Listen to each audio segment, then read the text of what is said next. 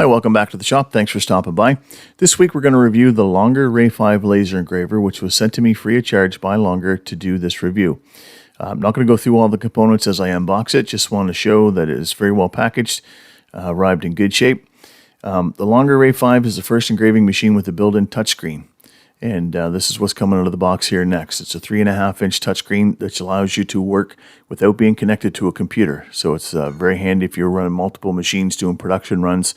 You can have these things plugged in running without having to have them attached to a computer. This particular model is a 5 to 5.5 watt. And in May they're expecting to release a 10 watt laser head that can be bought separately. The regular price of the Ray5 is $399 US, and there's a promo beginning March 21st, 2022, which is the release date of this video. With the coupon code and the affiliate link that you see in the description, you can get it for $329. That runs for a while. I believe it goes until the 10th of April, 2022. And if you use that affiliate link, you'll get the discount, and it also helps the channel. So if you like this laser engraver and you're in the market for one, certainly would appreciate the support by using that affiliate link. So on the micro SD card that comes with the machine in the card reader, it has manuals in it. So it has links to the website and quick start guide in the user manuals, which includes the assembly, instructional video links, and again the quick start guide. It has two versions of software. It has Laser Gerbil and Lightburn, which is what I use, Lightburn. And it has three practice programs that you can use to get started with. So I assembled this using the instructions that came with it. It's just one page front and back, very simple, 15 minutes start to finish to get this put together. So it was fantastic in that regard. All right, so I've got this all put together, and it was really simple to put together. So I'm just going to give you a really quick rundown of what you need to do to put this thing together. So you have your two side rails, which have graduations on them with the zeros back towards the console. You have a bar that you put with the flat on the top with the longer up. And then you have a bar on the other end with the flat up as well. And it can only go one way. There's only flat on one side, so it has to be up. Just double checking that to make sure I wasn't lying to you there. Each corner has a screw that goes in it. So it goes in from this way, one there, one in there, one in here. And then you can see these little silver brackets that go in the corner. They go in first, of course. There is one way that they go, that you can't put them together the wrong way. That they only go one way. And a two set screws in this for each corner to tighten up. Once that's done, you can slip this on. So one wheel under the rail, two wheels on top of the rail. Very simple. You can put on the legs next, and the console. The legs just have two screws, and each one is the same. They go with the taper to the inside, obviously. Very easy to do. And then on the console itself, there is one long screw, which is the same as the screws in the legs, which goes here, and one shorter screw that goes in right here, and that's all there is to that. So the drive belt feeds it's right here, sticking out on this end. It just feeds through this slot. It goes all the way up. It goes underneath of the roller. It goes over top of the little pulley. It goes back underneath of the other roller and comes out the other side, and that's just held in. And I'm just going to zoom in over here.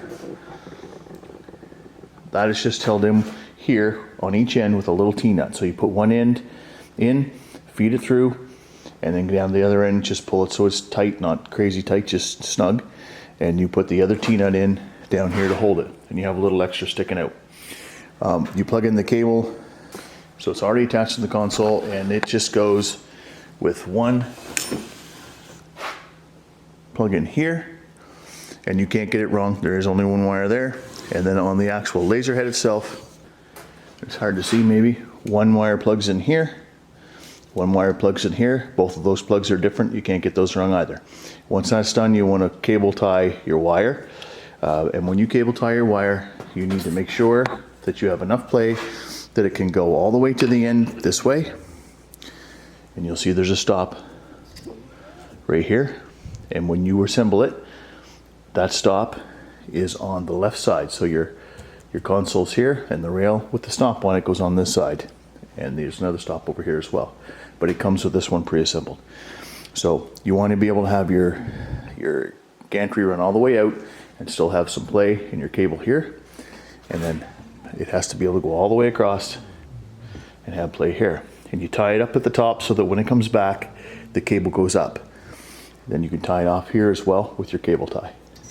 And that is all there is to putting it together, other than mounting the actual laser module itself. This little screw and this little screw, which have a little neoprene cylinder that slides over them, they go in from the back side.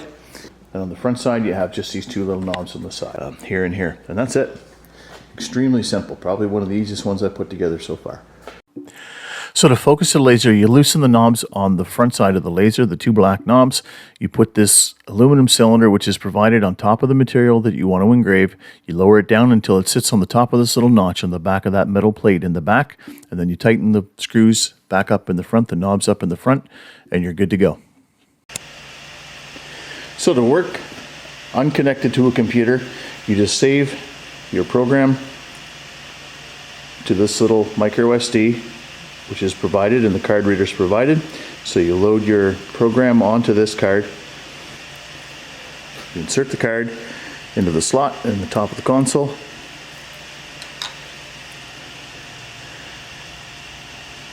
Go into engraving, choose the one that you want to use. You can frame it.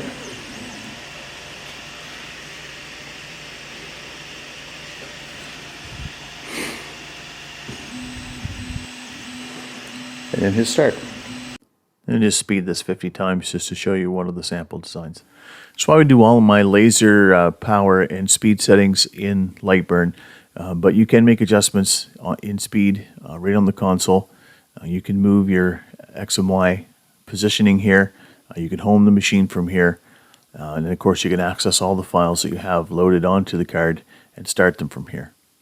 We're just going through the different functions of it to show you what's available on it.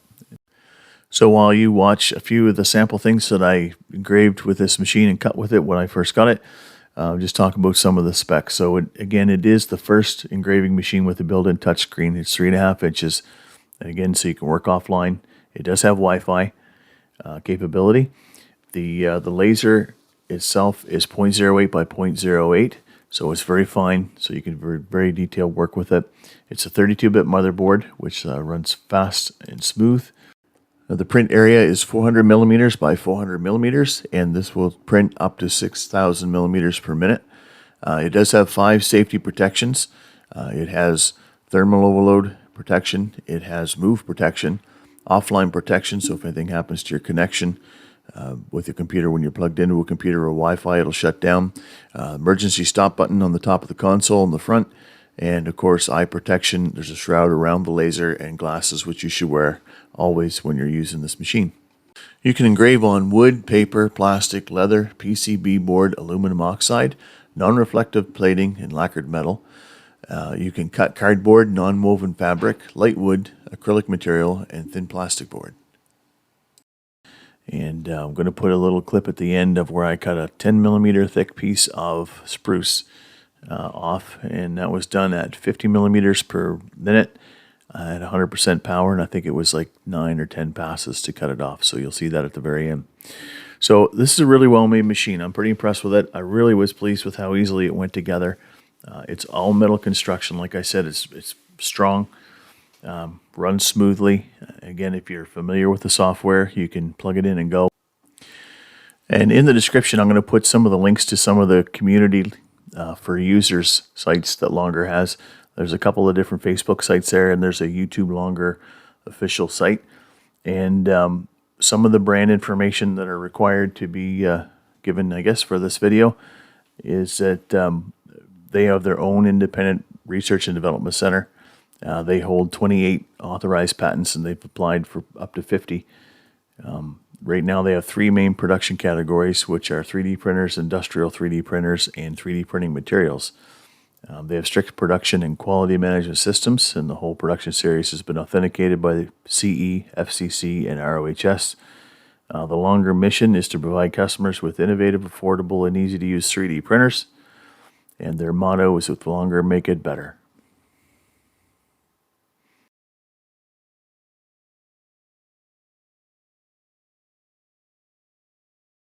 And if you're still with me, thanks for sticking around. I really appreciate it. Thanks again to everyone who watches my videos and subscribes to the channel. I appreciate that a ton as well. If you like this video and you're not subscribed, please consider doing so. And do leave a comment or a thumbs up or thumbs down at the end, depending on whether you enjoyed it or not. And we'll see you next time.